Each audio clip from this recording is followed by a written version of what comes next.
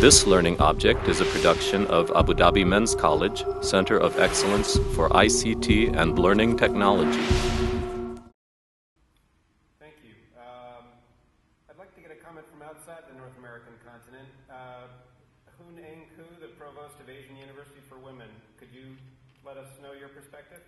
Sure, yeah. I come from an institution which is very new. We're just starting our first year this year. And so we can try and put into place some of what I've just been listening. So let me just give you a little bit of background to our institution. It's going to be a liberal arts institution plus a 2-year program in a professional master's degree program. We try and give a low student to faculty ratio also, and so that's expensive. However, because our mission is unique, we are targeting at least that half of our student population will come from less privileged and rural backgrounds. And we're trying to empower these young Asian women to become to have the skills so that they can go out and become leaders in their communities.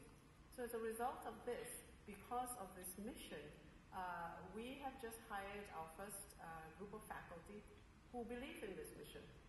And as a result, we can hire them at actually rather non-competitive salaries. So they're coming to join us because of that.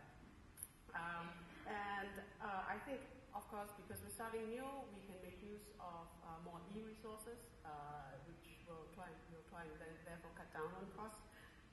We are also collaborating with lots of other universities. Many other established universities also believe that this is a great project to be involved with.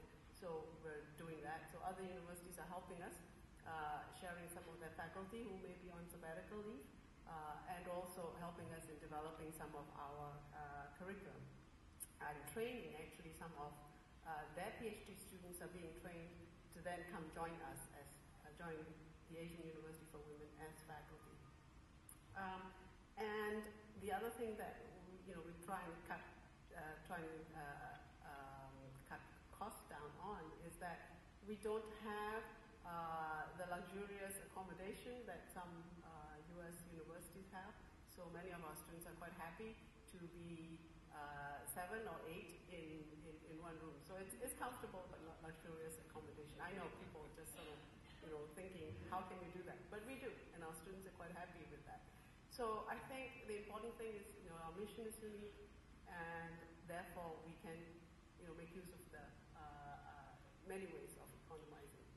That's all good to hear. Reverend Von Arx of Fairfield University, it looked like you had something to say. Sure, and actually I'd like to kind of build on this idea of service of mission as critically important, especially as one goes through this exercise of looking for greater efficiencies. Really, clarity of mission is what's helped our institution to make the difficult decisions about where in the institution are we going to cut, but we want those cuts to be strategic. Where are we going to try and maintain programs that are essential to the mission that we think is ours? And actually, where are we going to take some of the cuts and reinvest in other areas of what we think of as distinctive for our particular institution? So I think for all of us have a distinctive mission, whether we're individual institutions, whether we're a national system like the system here in the UAE, but trying to decide just what that mission is and making those critical decisions about cutting, reinvesting, and carrying on are part of what this exercise of efficiency is about. Esther Barazoni of Chatham University, what are your thoughts on efficiency? Thank you. Well, first I'd like to applaud my colleague from Guelph for the comments about inefficiency and say that my blood pressure has spiked several times also in the course of the previous battles. So I want to make one point, which is that we need to remember to cherish intellect, and there's been a lot of conversation about training today. And training is important. Training needs to be done. However, with no disrespect to anyone who may come from these countries, but we have seen the former Soviet Union have to reconstruct its universities, and Eastern Europe as well, and then Germany after the Second World War, because of, having put those universities in the mission of the service of their societies, or into too great a collaboration in applied research with industry. So it is extremely important. I don't come from a research university, but I cherish their role, and I think we all must.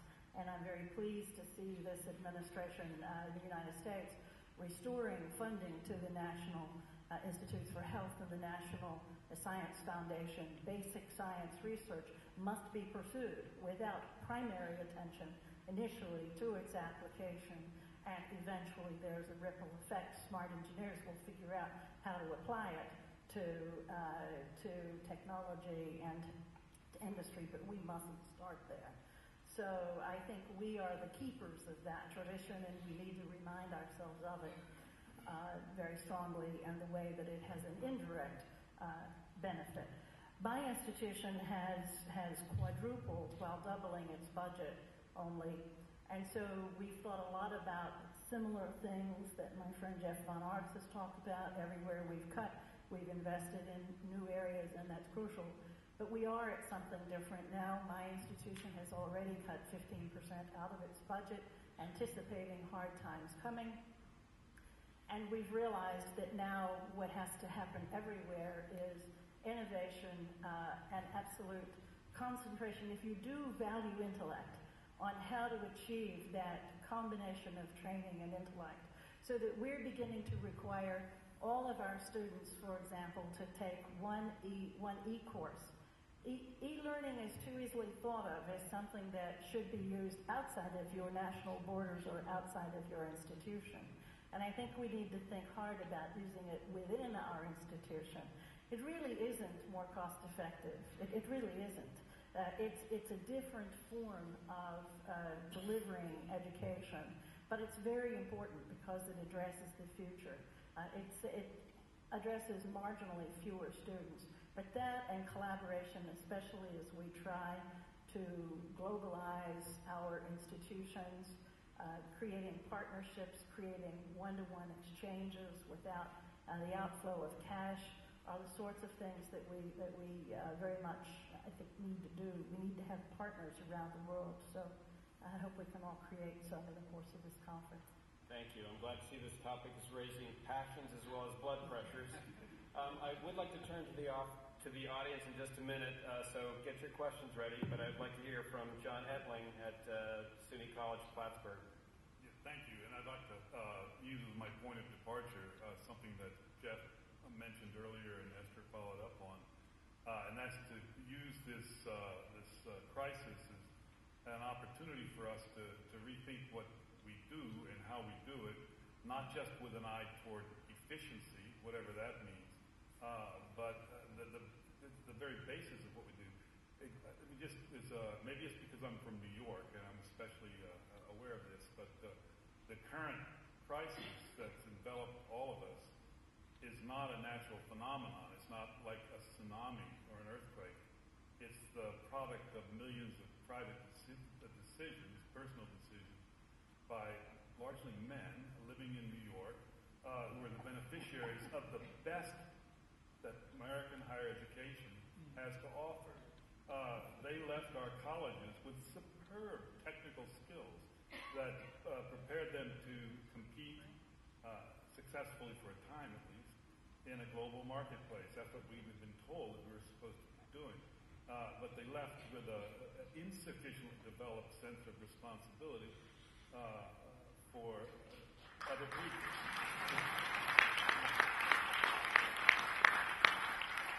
And, just as His Excellency mentioned earlier, one of the things he would like to see come out of this forum is ways in which we can prevent the next one.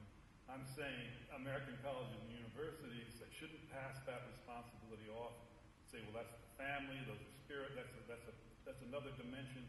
We train technocrats, and as I say, we do that pretty well, and probably will continue to. But it's not enough, and we'll end up in this mess again, and it will have been triggered by the next generation of technocrats